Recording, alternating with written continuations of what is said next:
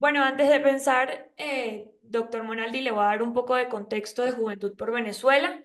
Nos estamos dedicando desde 2017 a reencontrarnos otra vez como juventud y hacer otra vez cierta reconciliación con la política.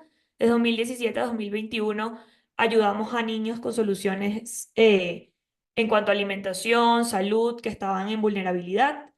La plataforma inició con jóvenes de cuarto y quinto año de distintos liceos de Venezuela, pues, y que se unieron para recolectar estos recursos para poder llevarlos a estos niños de sectores populares. Y esa misma energía con la que empezó rápidamente se transformó en 5 programas sociales con más de 300 voluntarios con el fin de accionar en estos sectores populares, donde se hicieron torneos de fútbol, unir comunidades, programas de inglés, bibliotecas comunitarias, todo hacia la acción social y educativa. Actualmente no, nos reencontramos otra vez porque evidentemente vimos una necesidad de cara al 28 de julio para poder darle fuerza a los jóvenes a incentivar el voto y cómo ese voto es una herramienta de poder para obtener los beneficios que siempre hemos querido alcanzar y que el país vuelva otra vez a la prosperidad que merece. Entonces, para eso tenemos este espacio con usted, para tratar temas de su experticia, poderlos concretar un poco y aterrizar, y sobre todo generar esa cercanía con los jóvenes y que entiendan que esta materia es importante también para la transición y la recuperación del país.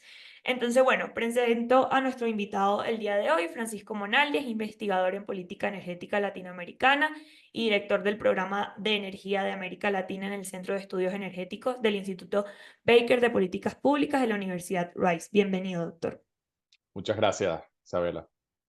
Bueno, vamos a comenzar hablando un poco de materia y es que sabemos que el gobierno es propenso, digamos, a robarse las elecciones y como jóvenes nos preocupa este escenario de cara al futuro. Pero no nos preocupa solamente como jóvenes, sino que al país por la situación del petróleo, ¿no? Entonces, ¿cuáles son nuestras proyecciones de producción de barriles de petróleo diarios a corto y mediano plazo en ese escenario y cuáles son los límites de una Venezuela bajo un gobierno ilegítimo en los próximos 6 años de que este escenario se haga realidad? Sí, bueno, obviamente el cuánto produzca Venezuela va a tener muchísimo que ver con lo que pase en la política, como tú bien estás asomando, ¿no? Si tú ves lo que ha pasado, bueno, solo para recordarles un poco, Venezuela producía 3.4 millones de barriles antes de que Chávez llegara al poder. Cuando Maduro llegó al poder producía como unos 2.7, 2.8. Y muy interesantemente, la producción que producía PDVSA, ella misma, sin socios, había colapsado ya por ejemplo, para el 2016, PDVSA producía casi la tercera parte de lo que producía antes de Chávez, ¿no? El resto lo producía el sector privado. Entonces, eso todo ocurre antes de las sanciones, después con las sanciones sigue cayendo la producción y en medio del COVID y la política de máxima presión de la administración Trump, la producción llega a su mínimo por debajo de 400.000 barriles diarios, que es la producción que tenía Venezuela en los años 30. Imagínate el desastre completo. Y eso, por supuesto, contribuyó muchísimo con el colapso de la economía. Después hubo una recuperación porque subió el precio del petróleo una vez que se recuperó la demanda mundial después del COVID, con la capacidad cerrada, digamos, que tenía la industria petrolera, que simplemente habían cerrado los pozos porque no podían vender la producción. Pero ya para finales del año 2021 llegan a una producción cercana a los 800.000 barriles, que no es muy diferente. Digamos, ahora están produciendo unos 860.000 barriles diarios, ¿no? Y se acaba esa, digamos, capacidad que tenían ociosa que pueden recuperar y se requieren grandes inversiones. Bueno, resulta que la única empresa que en este momento está invirtiendo en Venezuela, porque PDVSA no está invirtiendo prácticamente nada, es Chevron, porque le dieron una licencia. Pero si en Venezuela no hay un cambio importante en la política petrolera, si no hay una ley que garantice la inversión internacional y privada nacional, si no hay una perspectiva de estabilidad en las relaciones Estados Unidos y Europa, va a ser muy difícil atraer los miles de millones de dólares que se necesitan para recuperar la producción. Entonces, ¿cómo es el escenario que tenemos ahorita? Si se mantienen las licencias a Chevron y a Repsol y Morel Pro, que son las otras tres empresas que tienen después si se mantiene después de la elección, podría haber una suba de los 860,000 que producen hoy, incluso podría llegar en el 2026 a un poco más de 1 millón de barriles. Pero esto es nada comparado con lo que podría ocurrir en Venezuela. Estamos hablando de que en cuestión de 7, 8 años, Venezuela podría subir su producción otra vez a lo que fue, a 3 millones de barriles. Pero eso requeriría una inversión gigantesca y eso no se va a dar mientras no estén esas otras condiciones que te comenté. Es decir, restablecimiento de las relaciones internacionales del país, un gobierno creíble, una ley que garantice, porque en este momento todo esto se está haciendo sin cambiar la ley, Claro. es como una especie de apertura petrolera escondida, ¿no? Pero obviamente así no se van a traer inversiones importantes como las que estamos hablando, de 10,000 millones de dólares por año. Eso requiere un marco institucional y legal sólido. Entonces, esa es la realidad, que por ahora lo que podemos ver es un aumento a la producción. Sí se mantienen las licencias de un poco más de 1 millón de barriles para el año 2025, quizás un poquito más en el 2026, pero hasta ahí seguiría el aumento. Y en cambio, si hubiera un cambio importante de todas estas características que te digo, podría haber un aumento realmente muy significativo que ayudaría a recuperar a la economía venezolana de manera muy, muy significativa. Profesor, bueno, en este momento estamos ya casi a nada, pocos días de la elección, estamos en campaña y evidentemente hay mucho mensaje detrás de eso, sobre todo de parte del gobierno, y se ha dicho que Maduro quiere hacer una apertura petrolera, ¿no? Entonces, ¿realmente esto es realista? O sea, la podemos considerar y si la consideramos, entonces, ¿cuáles son esos límites?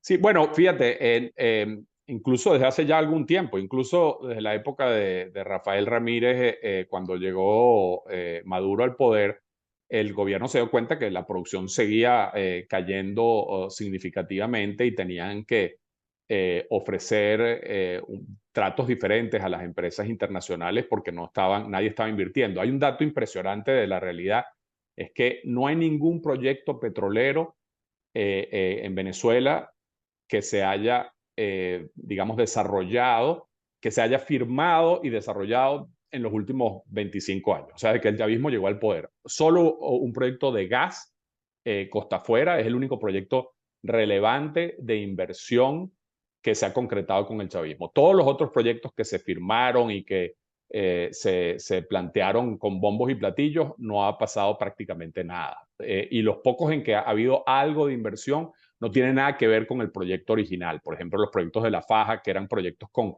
mejoradores, inversiones grandísimas, lo que se han hecho ahí es perforar algunos pozos y usar la infraestructura existente. Entonces, eso es un dato de la realidad. Es decir, pensar que después de 25 años de no haber logrado atraer inversión extranjera, va a ser fácil para este gobierno convencer a los inversionistas de que esta vez es diferente, de que no les van a cambiar las reglas del juego, que no les van a meter control de cambio, que no les van a expropiar de diversas maneras, es algo que es complejo, ¿no? Ahora, ciertamente, como tú bien dices, están intentando hacer eso. ¿Cómo lo están haciendo? Bueno, se han firmado unos contratos en paralelo a los contratos que ya existían de las empresas mixtas, que es la única manera que la ley prevé que un inversionista privado, internacional o nacional pueda invertir, que es decir, como accionista minoritario de una empresa mixta.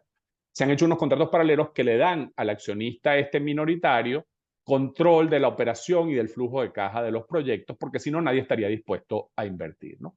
Y eso, en particular, tres empresas han logrado firmar un contrato de eso y lograr que después el Tesoro de los Estados Unidos les dé una licencia para exportar y no tener que vender en el mercado negro.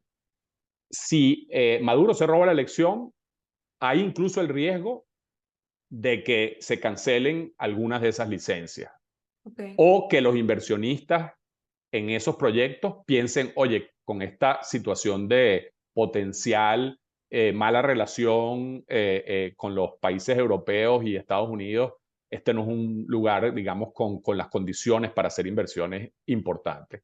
Pero vamos a suponer que incluso que se mantengan esas licencias, como te decía antes, tiene una base legal institucional bastante débil y si bien yo creo que sí se van a realizar algunas inversiones y por eso en mi caso base te comentaba que sí subiría la producción probablemente, suponiendo de nuevo que se mantienen algunas de estas licencias, pero ciertamente no ocurriría una recuperación del sector, porque no puede haber una apertura a la inversión de las magnitudes que se requiere sin un cambio político, institucional, con credibilidad y además que podamos lograr que atraer de nuevo a todos los recursos humanos que se necesitan para recuperar el sector. En fin, hay una cantidad de cosas que se tienen que alinear y no se van a alinear con Maduro en el poder, pero mucho menos con Maduro robándose una elección y que la comunidad internacional obviamente eso va a hacer que, digamos que no se pueda Sí. normalizar las relaciones del país.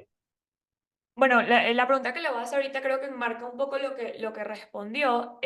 Sí, definitivamente la situación de riesgo y toda la parte de infraestructura ha hecho que se deteriore el país en este sentido y ojalá cuando haya una transición estemos de cara a enfrentarnos a reformar eh, leyes importantes que hacen que se muevan, ¿no? Y a esto se dirige la pregunta y es, ¿qué reformas principales entonces se deben hacer a nuestra ley de hidrocarburos en una transición de poder para convertirnos nuevamente en una potencia energética en la región?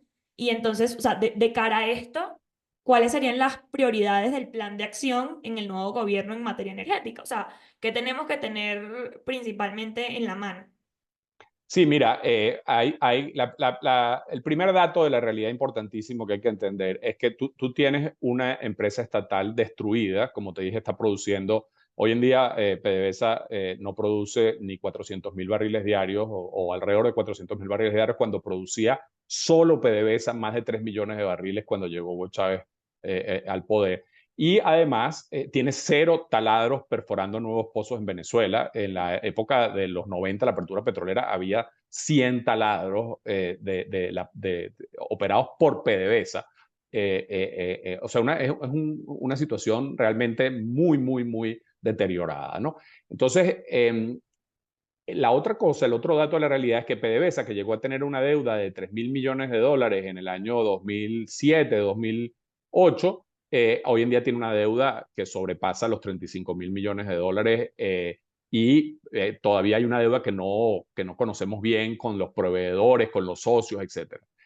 Venezuela completo tiene una deuda que se estima en unos 150.000 millones de dólares y esa deuda se paga principalmente con los ingresos generados por el petróleo. Es decir, que el Estado venezolano no puede, no tiene la capacidad ni financiera, ni de recursos humanos, ni técnica en este momento para desarrollar la industria petrolera. Entonces, se requiere capital privado, ¿no? Mm. Puede ser que haya un rol de la empresa estatal, pero va a ser un rol relativamente menor. Y mientras más queramos darle rol a la empresa estatal, menos se va a desarrollar el sector porque eso es lo que va a representar la restricción para poder expandir la producción. Entonces, lo primero es eso.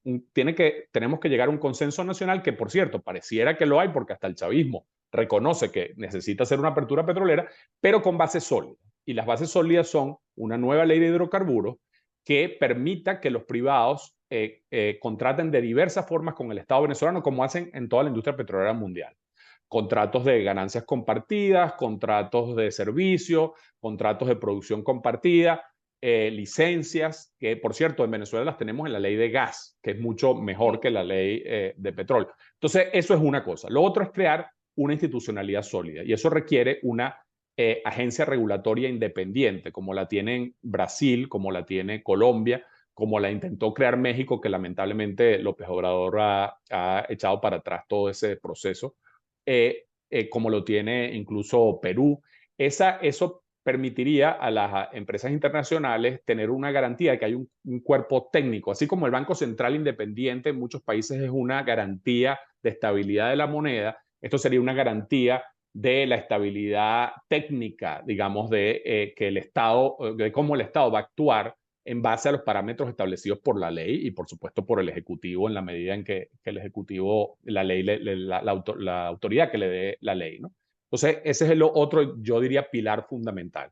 Y luego, la ley tiene que ser atractiva a la inversión y al mismo tiempo garantizar para el Estado una participación significativa en las ganancias como tiene en todas partes del mundo el Estado en el sector petrolero, porque es un sector con unas ganancias muy elevadas y eso se hace normalmente vía subastas súper transparentes en que las empresas liciten cuánto están dispuestos a ofrecerle al Estado, más allá de un mínimo, digamos, que establece la ley. Así lo han hecho Brasil, Colombia, así lo ha hecho incluso México, ese es el estándar mundial, ¿no? Entonces, eso es lo que tiene que, digamos, hacerse desde el punto de vista de ley. Pero después está todo ese tema de profesionalizar, de crear, por supuesto, de reestructurar y hacer lo posible para recuperar a PDVSA de una manera con una empresa mucho más pequeña, pero que sea competente y eficiente. Y por otro lado, esta agencia reguladora o este ente regulador que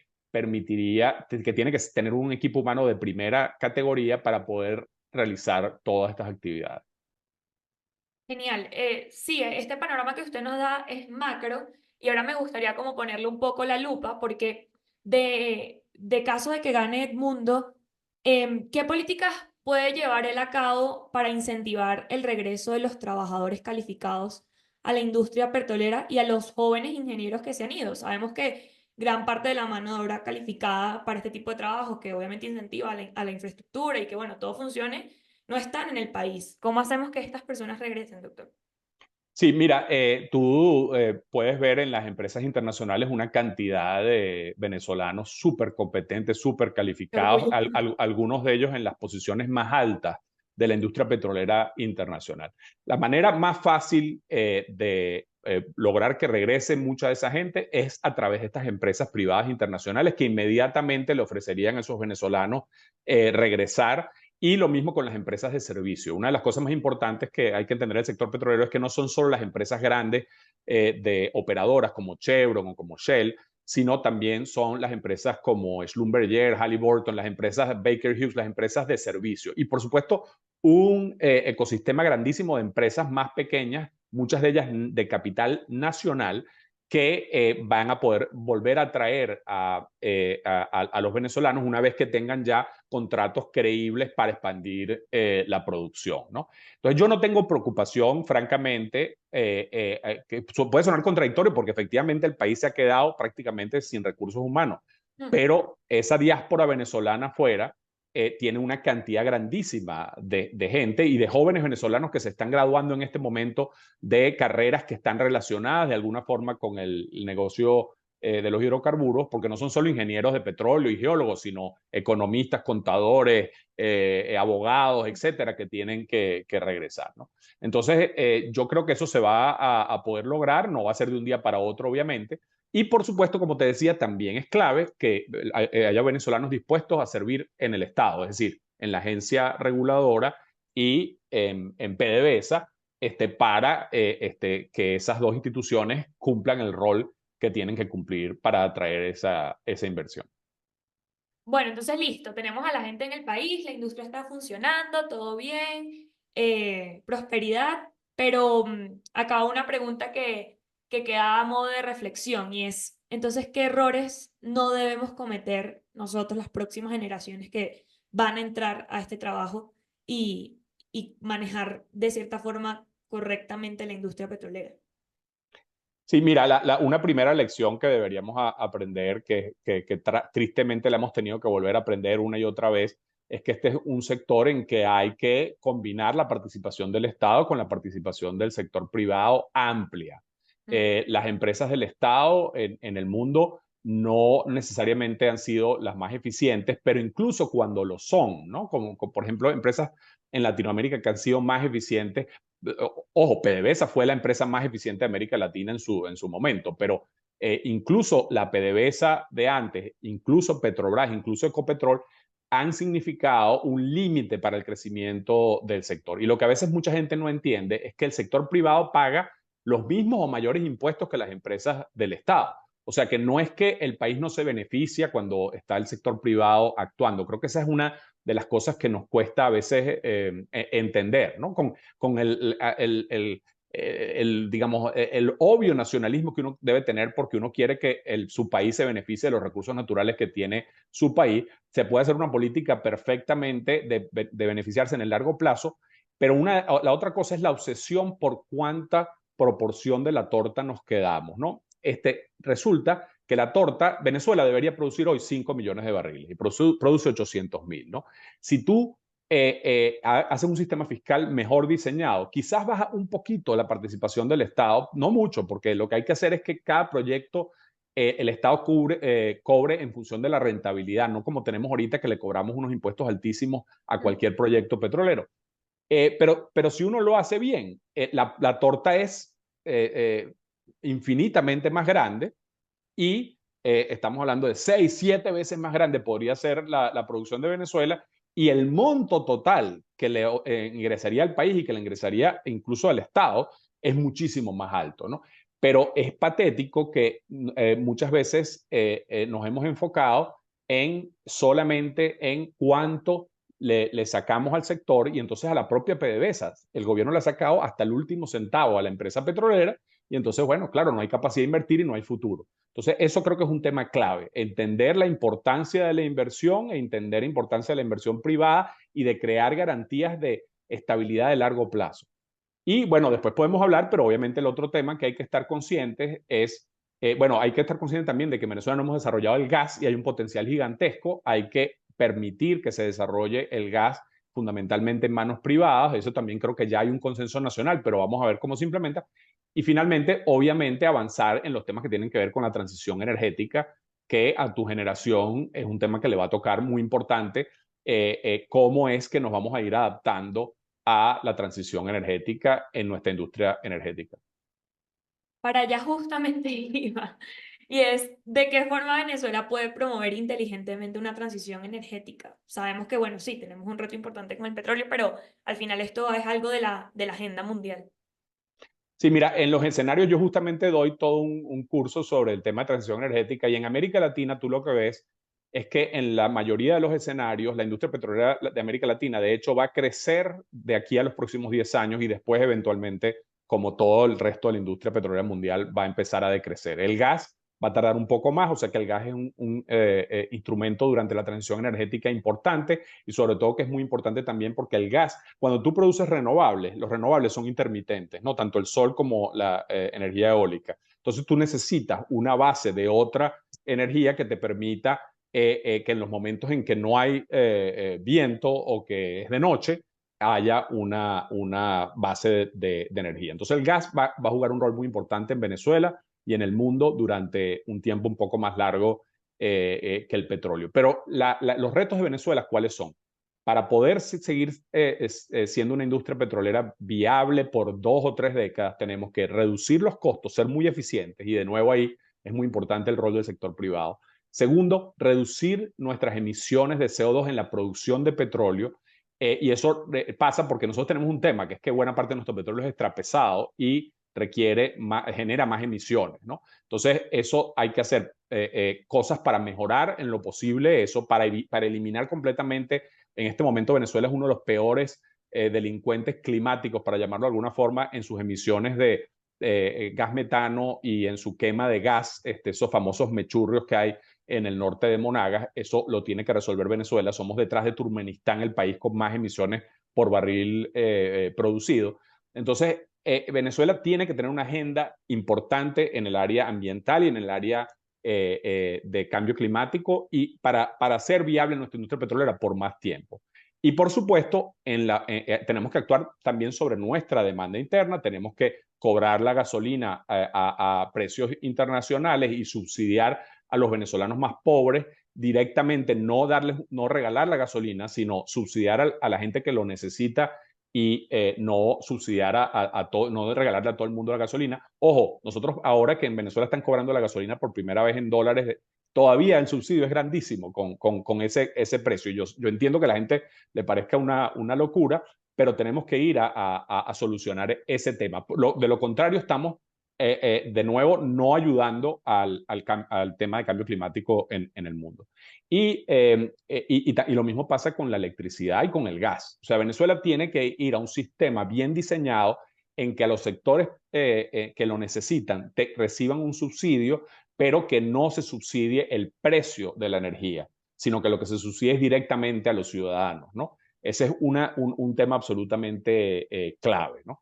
Y finalmente, obviamente, tenemos que avanzar como los demás países en que nuestro transporte público se electrifique, que eventualmente se electrifique también los vehículos en Venezuela, pero eso va a tomar muchísimo más tiempo y es muy costoso para el país y lo que al principio necesitamos es más bien usar estos recursos para recuperar la economía. O sea que la prioridad tiene que ser la industria petrolera inicialmente, la industria del gas y eventualmente ir avanzando en el tema digamos, tanto de electrificación como de renovable.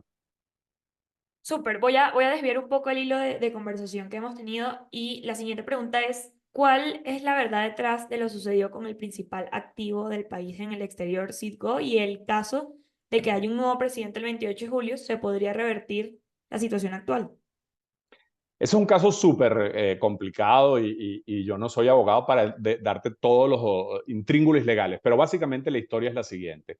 Venezuela tiene este activo que se compró en los años 90, que de hecho la primera parte se compró incluso en los 80, y que ha sido un activo muy exitoso para Venezuela, contrario a lo que Hugo Chávez decía que había que venderlo, etcétera, que después él decidió no venderlo, pero es un activo que permite procesar unos 700, 800 mil barriles diarios de crudo pesado venezolano, bueno, en total, pero una parte importante de crudo pesado venezolano.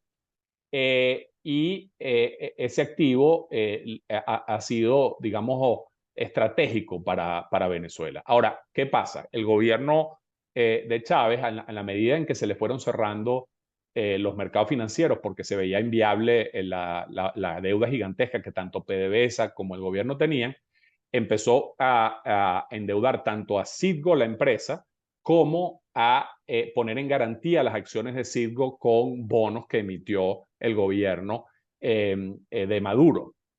Además de eso, obviamente el gobierno durante el periodo de Chávez expropió a empresas petroleras, mineras y a cementeras, a otra cantidad de empresas, y todas esas empresas fueron a demandar en tribunales internacionales que les pagaran, ¿no? A las que no les pagaron, ¿no?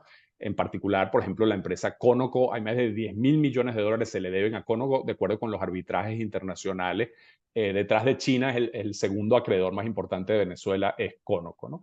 Entonces, una empresa en particular, Cristalex, que quebró y ya ni siquiera existe, que era una empresa minera que Chávez le quitó la concesión, esa empresa logró en un tribunal eh, que el juez dijera que podía ir contra los activos de Citgo para cobrarse una deuda que ni siquiera era con PDVSA, sino una deuda que le tenía el gobierno de Venezuela a esa empresa, ¿no? Para eso se usó un argumento que es que el Citgo no era independiente del Estado, que era como el alter ego del Estado, porque Chávez públicamente usaba a Citgo como si fuera su empresa personal, ¿no? Anunciaba que iba a subsidiar el petróleo en la ciudad de Boston, anunciaba a quién nombraba de presidente, etcétera, y entonces eso lo interpretó el juez como que si bien había toda una estructura legal que separaba al gobierno venezolano y a PDVSA de Citgo, en Ujú. la práctica esa estructura no funcionaba. Y eso abrió la compuerta, lamentablemente, para que no solo los acreedores de PDVSA, sino incluso todas esas empresas a que les debía dinero Venezuela, se pusieran en cola para pedir que se ejecutara ese activo. Entonces están los bonistas, esos que se pusieron de garantía, y están empresas como Cristalex, Conoco y muchas otras que ya suman 23.000 millones de dólares. El valor de la empresa es como unos 13 a 15 mil millones de dólares, pero el juez ha seguido empeñado en avanzar esto. ¿Por qué esto es tan negativo? Y todo esto es responsabilidad de Hugo Chávez y de Maduro. De hecho, principalmente yo te diría de Hugo Chávez, porque es el que hizo todas las Claro. expropiaciones más desastrosas. Entonces, ahora, ¿cuál es el problema? Que lo lógico, lo que debería pasar si gana Edmundo González, es que se abra un compás para reestructurar y renegociar la deuda de Venezuela que son, como te digo, unos 150.000 millones de dólares. Y eso se hace con el apoyo de los multilaterales, con el Fondo Monetario Internacional, etcétera. Y entonces no es que tú tienes que rematar Citgo para pagarle a los primeros que llegaron en la cola del juez ese, de ese particular tribunal en Delaware, sino que tú puedes idealmente preservar a Citgo como parte de Venezuela, pero hacer un plan de pago para la gente que le debe Venezuela, pero ellos aceptando una reducción en la deuda, porque obviamente esa deuda es impagable. Imagínate que Venezuela le están entrando 13.000 millones de dólares por petróleo y debe 150.000. Y esos 150.000 acumulan intereses todos los años. O sea que Venezuela es el país del mundo con la peor relación entre deuda y Producto Interno Bruto, etcétera. O sea, es un país que tiene que reestructurar su deuda. Y eso lo entiende todo el mundo, lo entienden los tenedores de bonos que compraron esos bonos a centavos. Entonces, bueno, eso sería lo ideal, que una vez que gane un gobierno de consenso, digamos, nacional, que se restablezcan las relaciones con la comunidad internacional, pudiéramos tener una renegociación y evitar que pase lo que está previsto que pase, que es una tristeza, porque es básicamente rematar un activo de Venezuela por un nivel relativamente bajo, porque van a pagar relativamente poco los que están ofreciendo por todos los rollos legales que hay alrededor de esto, y apenas reducir de los 150.000 millones de dólares, vamos a reducir 7, 8.000, 9.000, y todos los otros los tenemos que negociar después, y perderíamos en el camino ese activo. Por cierto, un dato interesante de la realidad es que esa empresa ahorita es súper rentable. El nuevo equipo que la ha estado manejando en los últimos 2 años, los últimos 5 años, es un equipo que ha logrado subirle la rentabilidad de manera importante, y en los 2 últimos años ganó más de 4.000 millones de dólares, ¿no? Entonces, es una tristeza de verdad que la situación actual lleve a que se pierda ese activo. Quiero que hablemos de eso exactamente, de la deuda externa, porque de cierta forma Maduro promete como con cierto cinismo una reestructuración de la deuda, aunque se robe la elección, ¿no? Entonces, ¿tiene viabilidad esto que propone? Y si hay una transición para el caso de la moneda contraria, de la cara contraria, ¿cuáles deberían ser entonces los pilares para reestructurar esa deuda de más de 140.000 millones de dólares? Sí, mira, yo te adelanto que mi tema es la energía y no tanto el tema financiero y de reestructuración de deuda, pero déjame contarte un poco cómo lo veo yo y con la gente experta con que he hablado, ¿no? Básicamente, eh, Maduro tendría dos cosas, tendría que tener un levantamiento de sanciones, sobre todo de sanciones financieras, que cada vez se ven menos viables. Claramente, los bonistas habían apostado a que Maduro pudiera hacer una elección chucuta, pero en que él pudiera ganar de manera que no tuviera que hacer un fraude abierto, y entonces que la comunidad internacional lo reconociera y le levantaran las sanciones. Yo creo que ese plan, digamos, de Maduro ya no tiene ninguna posibilidad de ocurrir, porque la comunidad internacional tiene clarísimo que las encuestas indican que el Mundo González Urrutia tiene una ventaja gigantesca, que la única manera de que la elección se cierre es con una abstención colosal, que tendría que inducir al gobierno de una manera muy, muy agresiva, o por supuesto que se robe la elección, ¿no? O una combinación de las dos. Entonces, yo creo que esa hipótesis de los bonistas, que por cierto, lo que ellos estaban por cierto apostando era a ver si me dan negocios petroleros y me pagan la deuda de una manera además totalmente discrecional, que pudiera abrirse a unos niveles de corrupción gigantescos, ¿no? Porque a qué bonista le das qué activo, etcétera. Esto hay que hacerlo de una manera muy transparente y con el Fondo Monetario Internacional como paraguas de todo el tema de la reestructuración. Y entonces, bueno, esa es la forma que hay que hacerlo. Hay varias ideas de cómo se hace todo ese tema de reestructuración.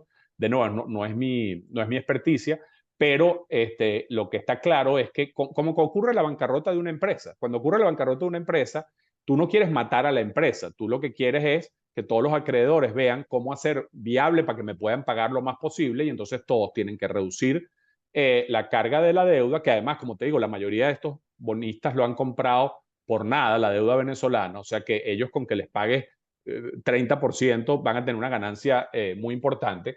Y entonces, bueno, hay que buscar la manera de hacer esa negociación de manera muy transparente y en lo posible que haga que lo más rápido posible podamos lograr esas inversiones en el sector petrolero, que son las que van a hacer posible tanto que se le pague la deuda externa a los acreedores como recuperar el país.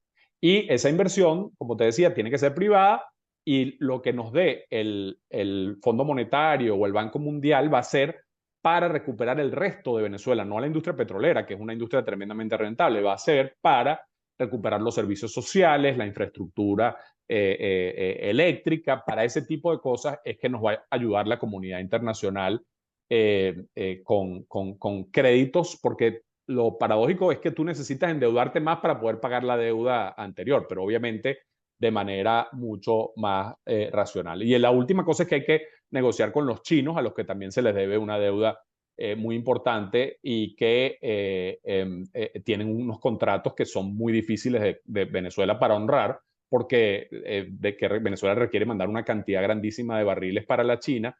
Esos se firmaron cuando Venezuela producía 2.8 millones de barriles o 3 millones de barriles y hoy en día produce 860.000. O sea que hay que renegociar también con la China esa deuda que tristemente, por cierto, China le prestó 62.000 millones de dólares a lo largo del chavismo al gobierno y no hay prácticamente nada que justifique ese dinero en obras de infraestructura en el país. Y tristemente no se invirtió ni siquiera en el negocio petrolero, que es el que hubiera permitido repagar esa deuda como se comprometieron en barriles. Mm. Profesor, sabemos que en caso de que haya una transición, pues los cambios no van a llegar tan rápido, ¿no? Va a haber un proceso arduo y de mucho trabajo. Pero aproximadamente ¿cuánto tiempo nos tomaría en el caso de este cambio de gobierno volver a tener un país sin nuestras queridas colas de gasolina? Mira, el problema de la gasolina es de los más fáciles de solucionar, porque fíjate, la razón por la que, o sea, primero hay que, como te digo, cobrar la gasolina, es primer punto, y como a los sectores más pobres del país, si bien ellos consumen muy poca gasolina, el subsidio a la gasolina, para darte una idea, en la época que hicimos un estudio hace tiempo, cuando la gasolina se regalaba en Venezuela completamente, una familia del 10% más rico de Venezuela recibía 7 veces más que una familia del 10% más pobre por ese subsidio de la gasolina, porque obviamente usan más vehículos y los sectores populares usan o transporte público o no usan prácticamente gasolina, ¿no? Entonces, era obvio que había que eliminar ese subsidio que era regresivo, que lo que ayudaba era a los sectores que no requerían ese subsidio, etcétera. Pero si tú le quitas el subsidio a los más pobres, aunque ellos reciben 7 veces menos, para esos sectores populares es una carga adicional importante. Entonces, tú tienes que hacer un esquema compensatorio. Eso se ha hecho, yo estuve involucrado en el diseño de políticas de desmontar esos subsidios en algunos otros países y Mm. eso se hace de manera que puede ser o totalmente específica, dirigida a sectores populares o incluso como se hizo en Irán y en otros países, que es que le dan un subsidio en efectivo a todo el mundo con los ingresos adicionales que se generan. Esa es una. Pero la otra cosa que en el corto plazo es la más fácil es, hay que reparar obviamente las refinerías y eso toma algo de tiempo y hay que poner algo de dinero, pero al principio se puede perfectamente importar la gasolina. Lo que pasa es que en los últimos años Venezuela tenía capacidad de refinación de más de 1 millón de barriles y ahora está refinando 200.000, pero de esos 200.000 muy poco es gasolina porque las refinerías han perdido tienen, digamos, son muy básicas, no hacen productos de los más complejos y sofisticados como la gasolina, sino fuel oil y diésel es lo que producen. Entonces, necesitamos reparar esas refinerías que para parte de eso cobrando la gasolina, pero en el camino perfectamente se puede establecer programas para hacer como se hizo durante un tiempo, que es que si tenemos Citgo, por ejemplo, intercambiar crudo por barriles de gasolina que produzca Citgo es un problema relativamente fácil de solucionar si se restablece las relaciones con la comunidad internacional y se recupera la industria petrolera. No hay que esperar a que se recupere completamente. En cuestión de un año tú deberías tener el problema de la gasolina totalmente resuelto en Ah. Venezuela y en el camino incluso más resuelto que hoy, digamos.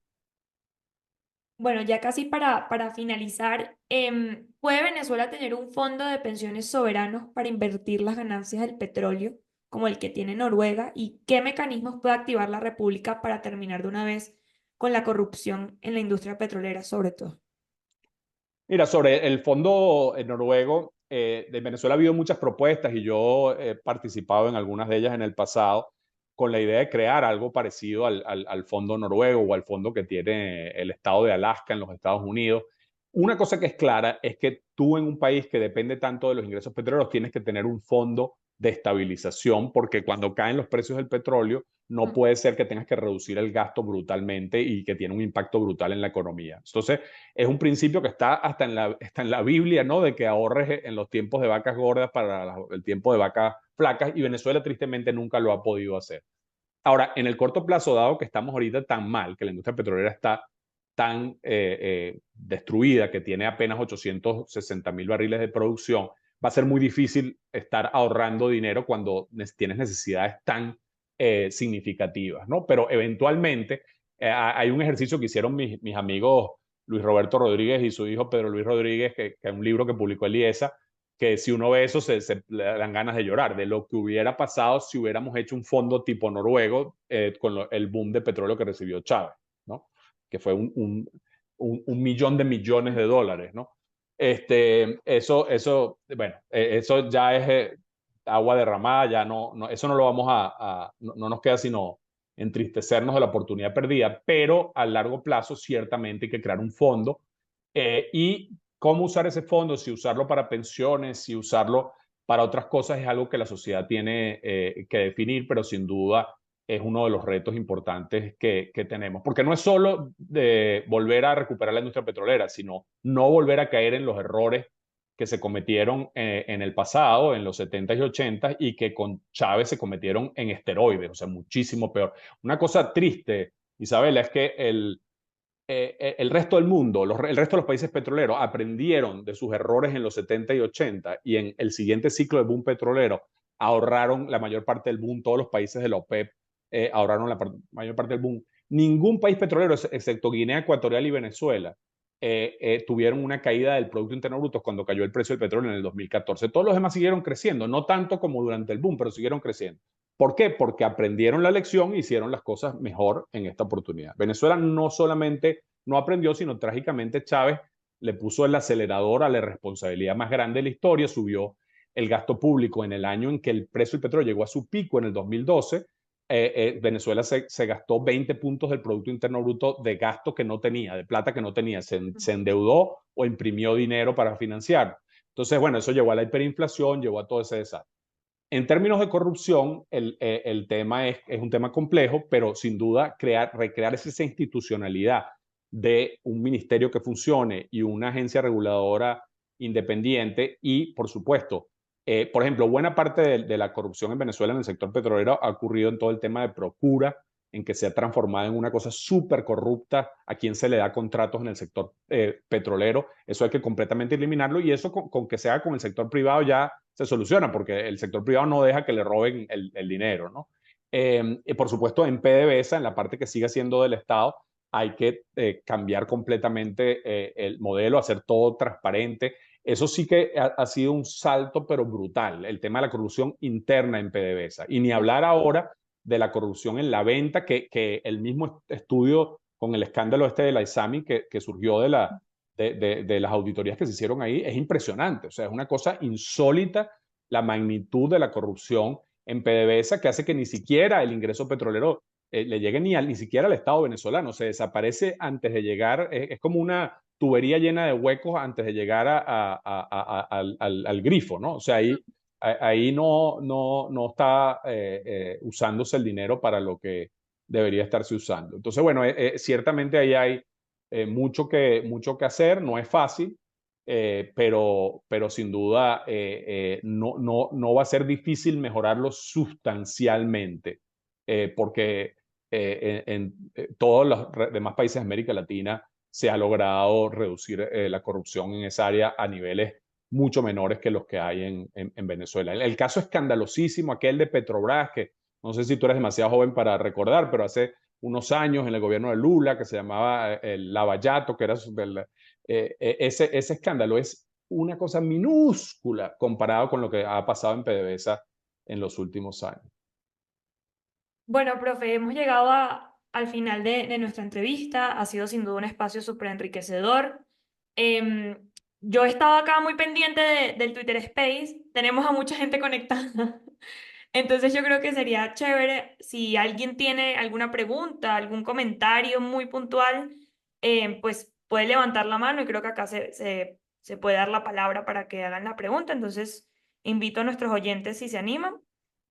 Y por otro lado, mientras acabemos si eso pasa, le voy a hacer, no sé si ustedes le han hecho antes esta dinámica, pero se llama ping pong, donde yo le hago una pregunta donde tiene que responder rápidamente, o sea, no se tiene que... No, creo que lo hice alguna vez, pero bueno, adelante, pero eso no es fácil. Entonces, pues voy a continuación a hacerle un ping pong. Bueno, un mensaje para Edmundo. Eh, Tranquilidad y persistencia. Postre venezolano favorito. Bien me sabe. Para el día de las elecciones, ¿Malta o colita? Colita. ¿Empanada o arepa? Oye, esa está difícil. Arepa de queso de mano. ¿Qué no puede faltar el día para ir a votar? O sea, una cosa que no puede faltar para el día de ir a votar. Levantarse tempranito y, eh, y ir a votar y cuidar el voto. Un libro que le recomienda a la juventud. Oye, muchos libros, pero en Venezuela una novela que me encanta, El pasajero de Truman. Gran libro. ¿Película favorita? Eh, Muchas películas favoritas. Bueno, un clásico de mi infancia, El Padrino es una de las que me encanta. ¿Ir a votar en la mañana o en la tarde? En la mañana hay que ir tempranito, hay que quedarse todo el día y cuidar el voto en la noche. ¿Qué se pone el día para ir a votar de ropa? Cómodo, de franela y zapatos de goma. Bueno, eso fue todo. Muchas gracias, profe Francisco, por este espacio.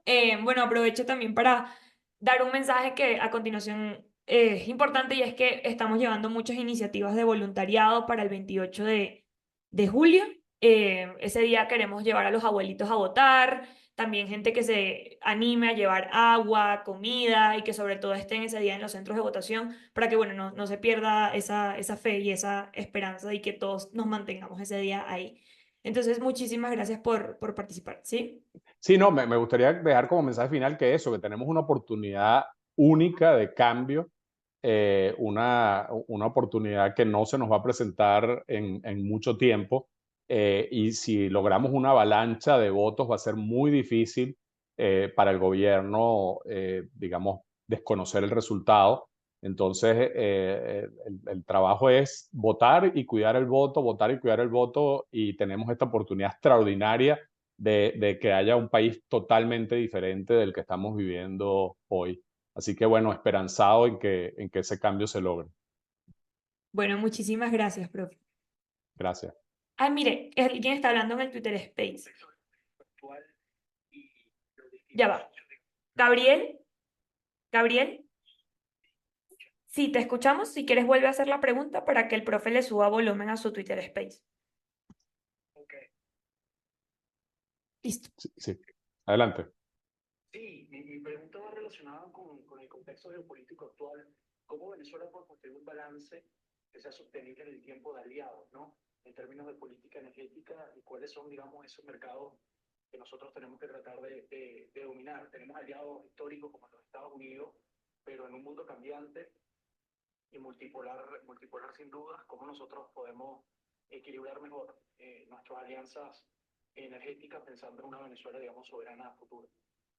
Seguro, muy buena pregunta. Fíjate, obviamente el mercado más rentable para Venezuela y ha sido el mercado tradicional que habíamos cultivado por muchos años, obviamente es Estados Unidos. Tiene la costa del Golfo de Estados Unidos tiene una capacidad de refinación gigantesca y súper eficiente. Y si bien ya ellos son exportadores netos, así que alguien podría pensar que ellos ya no necesitan el crudo venezolano, resulta que no, todavía las refinerías de la costa del Golfo no tienen suficiente crudo pesado, que es el que produce Venezuela, y de hecho ahora van a tener menos porque México está exportando cada vez menos petróleo, y el petróleo de Canadá le cuesta llegar a la costa del Golfo de Texas y de Luisiana. Entonces, ese mercado hay que recuperarlo, podríamos volver a vender ahí 700,000 barriles diarios, Hoy vendemos 150, 200 con la licencia de Chevron. Obviamente, donde crece el mercado es en Asia y por eso es muy importante tener muy buenas relaciones con China e India para exportar el crudo a esos países y para tratar de lograr que esos países también inviertan en Venezuela, porque sin duda que es una relación mutuamente beneficiosa. Si China desarrolla sus proyectos en la faja y la India también, eso nos, digamos, garantizaría que ese crudo los producen ellos mismos y lo exportan a su propio mercado, a sus propias refinerías. Y más allá de eso, otras empresas que estén en Venezuela van a exportar hacia el mercado asiático, ¿no? Que es el mercado que crece, sobre todo el de la India. El de la China va a dejar de crecer relativamente en los próximos años, ¿no? Aunque los chinos no producen suficiente petróleo internamente, o sea que van a tener que... Entonces, sí, es como tú dices, es un mundo, más allá del tema de la multipolaridad, es un mundo en el cual uno no se puede enfocar solo en un mercado y el crudo venezolano, como tiene la peculiaridad de que es pesado, requiere específicamente cierto tipo de refinerías y esos mercados van a estar fundamentalmente en Estados Unidos, India y China.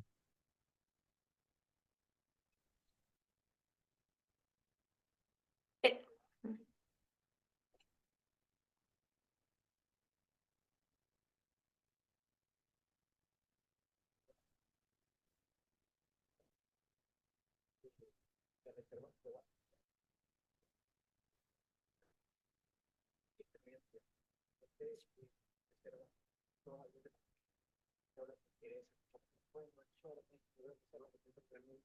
Y esto tiene también muchas aristas, ¿no? Entonces, quiero Sí. conocer de su parte respecto a esto. Muchas gracias. Sí, bueno, la respuesta corta es larga, pero voy a tratar de hacerla corta. La corta es que efectivamente Venezuela tiene recursos gigantescos de hidrocarburos. Para darte una idea, en la faja del Orinoco hay más de 1 millón de millones de barriles, o sea, más de 3 o 4 veces lo que dice Venezuela que tiene de reservas oficiales PDVSA. Pero lo que hay que entender es que de ese crudo extrapesado solo una fracción pequeña se puede extraer de manera rentable, económicamente rentable. De hecho, hoy en día lo que recuperamos es lo que sale naturalmente por la presión natural de los yacimientos, que es el 7-8% de esos recursos. Si tú usas esa tasa de recobro de 7% y lo multiplicas por el millón de millones de barriles, te da menos de 100.000 millones de barriles, o sea, menos de la tercera parte de lo que dice Venezuela. A medida que pase la transición energética, va a ser más improbable que podamos hacer técnicas de recuperación secundaria y terciaria que son más intensivas en energía y en CO2. O sea que es predecible que Venezuela lo que puede realmente, por cierto, si se auditaran las reservas de Venezuela con la metodología que tienen que usar las empresas privadas, las reservas de Venezuela estarían por debajo de 100.000 millones de barriles o alrededor de 100.000 millones de barriles. No sabemos porque no se han auditado de manera apropiada y sobre todo la parte convencional todavía menos, porque en la faja al menos sabemos cuánto crudo hay y es bastante más fácil hacer el cálculo, ¿no? Pero claro, las magnitudes también son más grandes. En todo caso, el tema es que no importa el número, tenemos una cantidad gigantesca que no es la limitación en este momento. La limitación en Venezuela. De hecho, yo hice un artículo que salió publicado en un libro homenaje a Ramón Espinaza recientemente con Luisa Palacios y Christopher De Luca, que básicamente lo que argumentamos ahí es la transición energética no es la restricción para Venezuela. Los recursos hidrocarburíferos no son una restricción para Venezuela, no los vamos a sacar durante la transición energética. La restricción en Venezuela lamentablemente ha sido puramente nuestras propias limitaciones generadas por las políticas públicas, por la inestabilidad política y por el gobierno venezolano. Tristemente es así. Nuestras restricciones están sobre la superficie, no debajo de la superficie y no son dadas por la demanda mundial de petróleo ni por la transición energética. Entonces, lo que tenemos es que arreglar nuestro marco institucional y echar para adelante. Muchas súper. gracias. Bueno, creo que ya no hay más preguntas, entonces damos por finalizado nuestro Twitter Space. Gracias a todos los que se conectaron. Muchas gracias.